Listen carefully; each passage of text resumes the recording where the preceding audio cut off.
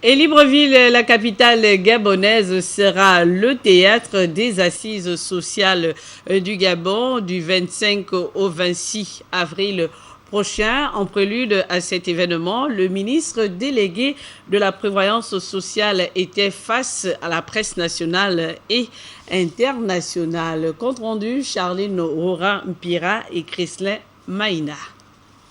Engagé dans la lutte contre la pauvreté, à travers le pacte social, après l'adoption de la stratégie d'investissement humain du Gabon, aujourd'hui il est question de sa vulgarisation par la tenue des assises sociales. Cette grande rencontre des experts de la lutte contre les inégalités sociales et de la société vise à jeter les bases de la mise en œuvre de la stratégie d'investissement humain, dont le thème est « Pour un Gabon solidaire, changeons de mentalité ».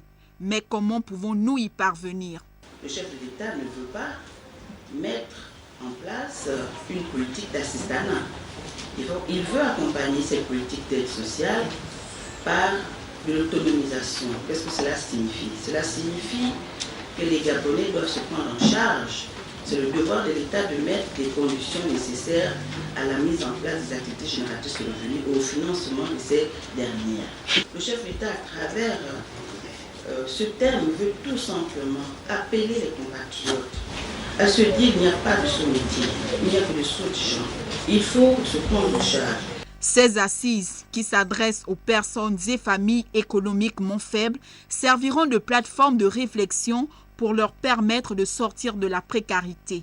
Mais cela passera par la mise en place des projets pertinents qui feront l'objet d'un financement. Les activités génératrices de revenus, ce sont des toutes petites activités qui peuvent être mises en œuvre par tout le monde et qui peuvent connaître l'objet d'un financement. Donc, sur toute l'étendue du territoire, nous avons un catalogue de projets qui feront l'objet de financement. Il s'agira et il suffira uniquement aux populations de s'organiser. Puisqu'il s'agit du social, des questions subsidiaires ont été également abordées. Il y a d'un côté la situation du salariat du secteur privé.